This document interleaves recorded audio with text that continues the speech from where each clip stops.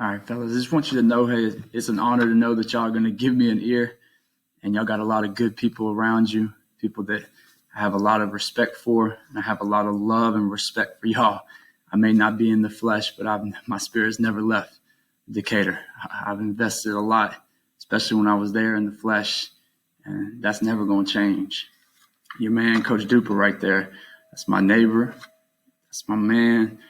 I'm telling you, when a time like this, there's going to be a lot of negativity. You know, it could come even from within, but y'all got to squash that. You know, even those people cross down, wherever it's coming from. You know, in life, when you have circumstances that are difficult, you can't listen to that type of stuff. That's not going to help you be successful. You got to listen to the people that are going to love and respect you no matter what. You can count me with them. Now, I got a few things I want you to kind of think about as far as navigating these things, helping y'all become successful. And I'm not just talking about football, but these are things that pertain to life. So first, I want to kind of get you going with a story straight from the words, straight out of Kobe Bryant's mouth, story about himself. When he was about 10 or 11 years old, he's playing summer league basketball. He went through the entire summer league. He didn't score a single point. I got lucky, not a free throw, nothing. And at the end of the summer, he was super discouraged.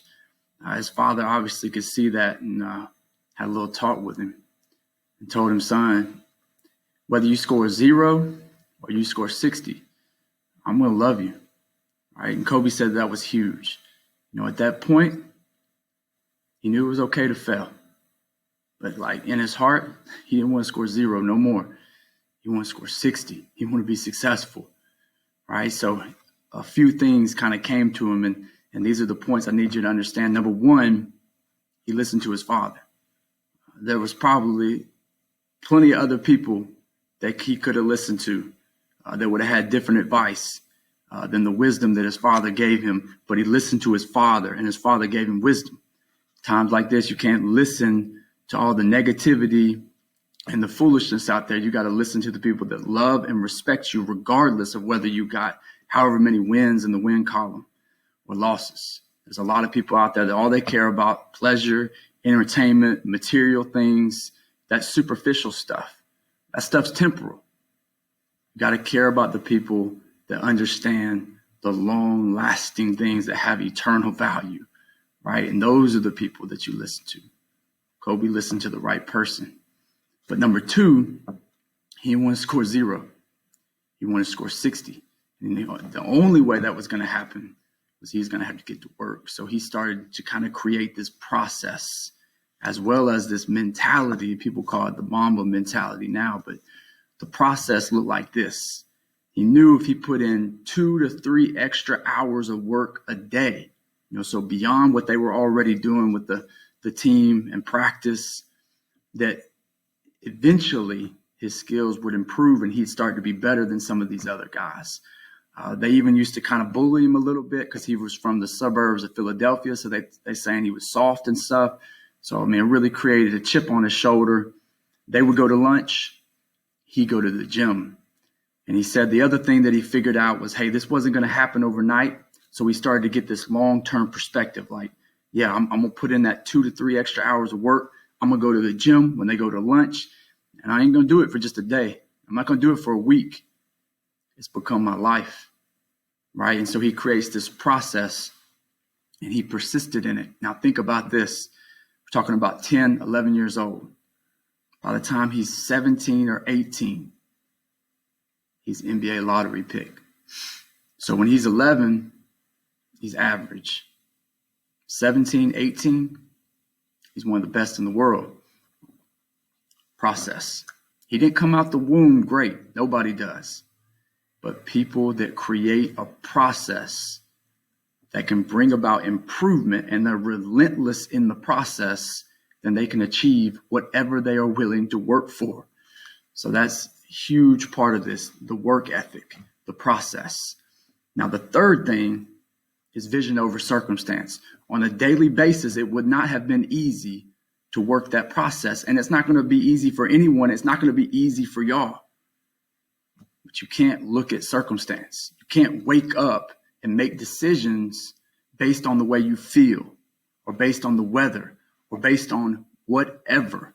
You've got to be able to stay focused on the vision and have discipline. Coach Saban used to say that discipline is being able to make yourself do something that you need to do in order to be successful, but that you don't want to do.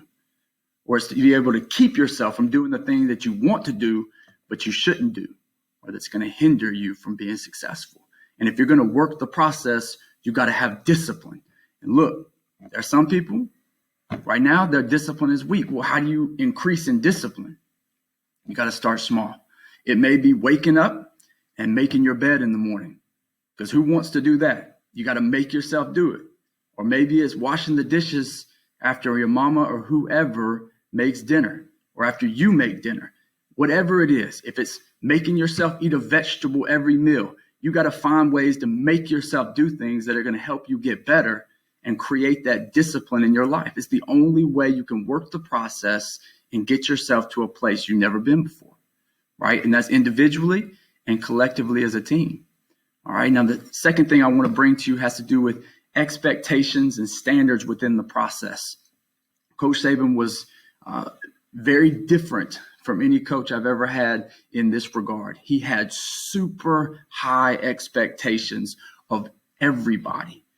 My senior year was his first year in Bama, and I can remember, the defensive coordinator talking to us in the meeting room. This was not the whole team, but just a few of us. And he was talking about, he kind of grumbling a little bit about, like, I will not be here next year.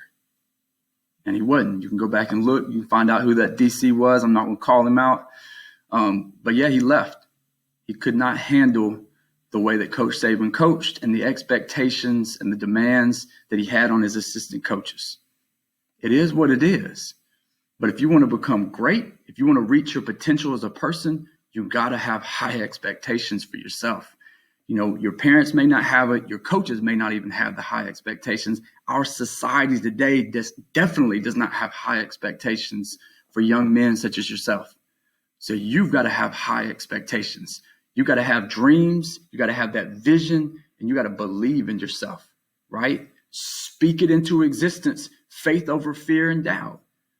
But if those expectations aren't there, then you're going to be like everybody else. You're going to walk in mediocrity, and later you're going to have disappointment and regret. Coach Saban said there's two pains. You make the choice. You can suffer the pain of discipline each and every day, or you will suffer the pain of disappointment. All right. When we had a running back switch over to defensive back one spring, Ali Sharif, he came in the meeting room the first day. We were going over some pretty basic stuff, but for him, it would have been very complicated, having come from the offensive side to Coach Saban's very complicated, dynamic defensive scheme. And he told him he'd give him one day, but tomorrow he needed to understand that, right? That's what I'm talking about by high expectations. Most people, most coaches, whatever, would have tried to be understanding and, whatever. And then because of that, the player would not have demanded of himself that I learn this tonight, right? They would have went home and they would have been like every other person, probably watch some TV, go to bed, whatever. But no, Ali knew that he had to go home and start studying for hours, because the next day his coach expected him to know it, right? And you got to think about like the norms and create new standards. So this has got to persist at practice. Like if you're a quarterback, you've got to create a standard. No ball touches the ground. The wide receivers got to be on the same page. When we're at practice, no ball touches the ground. If you're a defensive back, your eyes got to be in the right place. You got to have eye discipline. And every single drill, every single, 7-on-7, every single play in practice, my eyes have to be in the right place. You've got to create these standards, and every day you got to work to that standard. And that's because in the militaries, they say you will fall to your training. So you got high expectations for yourself. Hey, and that's going to help you push up towards your potential. But these standards every day, this is what's going to determine how you actually perform when the game comes, because you will fall to your training. When you get in the moment, when you get into the pressure, you're going to come down to what you have been training yourself to do. And practice makes permanent. So it can't be one of these things like practice, practice, practice. Oh, I get it right, and now I'm satisfied. No, it's got to be practice, practice, get it right. Now do it right 1,000 times. Do the standard right 1,000 times. So I can't do it wrong. So you get into the game now and you're gonna play at the standard. You can't do it wrong because you have done it right so many times. All right, and then this brings me to my last point. In life, we need to live with heart and courage. All right, there's a lot of people, y'all can look in school, man, people just going through the motions. They just show up. A bunch of them feel sorry for themselves. They walk around with that poor me stuff. You hear people complaining and grumbling all the time, right? You can't be successful doing that. And you can't be successful surrounding yourself with people that do that. Proverbs 13:20, whoever walks with the wise becomes wise, but the companion of fools suffers harm. Man, you got to surround yourself with iron. Iron sharpens iron. So as one man sharpens another, or as my boy E.T. would put it, look, eagles don't fly with pigeons. Like if you want to be an eagle, you got to surround yourself with eagles. You got to put heart into what you do, or passion, if you want to say it that way. And you got to have courage, right? In my locker at Decatur High, in the same locker room you're in, I had Joshua 1:9. If you put that into context, look, Moses had been leading the people of Israel, God's chosen people. But God wasn't going to let him go into the land of promise, okay, because of a mistake that he made. So Joshua was going to succeed him. All right, now Joshua's been being trained up, right? He's being prepared, but he's about to lead a group of people that belong to God, over 2 million at least, okay, go into the land and take control of it. This is a big task. Remember when the 12 spies go and look out the land for 40 days, they see the large people, they see the fortified cities, and 10 of them trembled and went back and said, no, we cannot take the land. Only 2 of them, Joshua and Caleb, said, oh yeah, our creator God, the one that said that this is our land, he's going to give it to us. Let's go. Right? So he was strong and courageous. But even with that, Moses told him multiple times, go read it in the scriptures, be strong and courageous. As a leader of God's people, you got to be strong and courageous in this life. And those of you who live in by faith, walking by faith, in this life, man, you've got to be strong and courageous. If you're going to do exceptional things, if you're going to be extraordinary, if you're going to be remarkable, if you're going to step outside of the norm and be like most people aren't, you've got to be strong and courageous, because there's always people, there's always noise, there's always things, there's always circumstances that are going to try to pull you back into mediocrity to be just like everybody else. So let me tell you just one thing that would help me. I was blessed.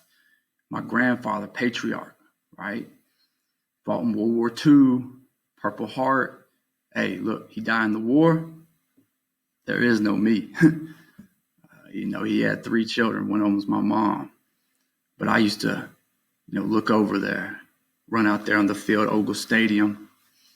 I have those nerves, especially that first game against Athens.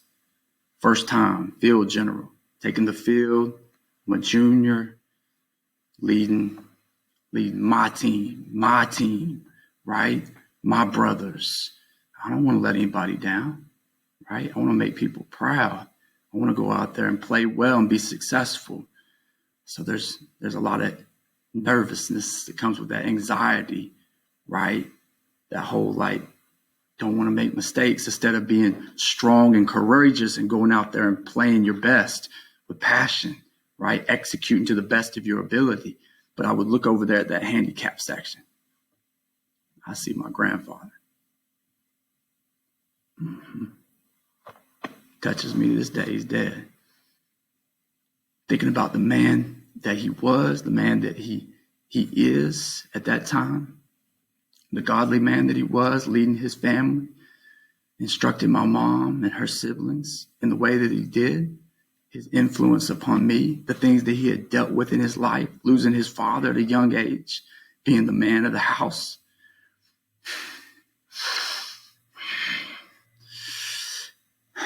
going over there and fighting in a war when you're a young man, just like us, coming back and being the man that he was, right?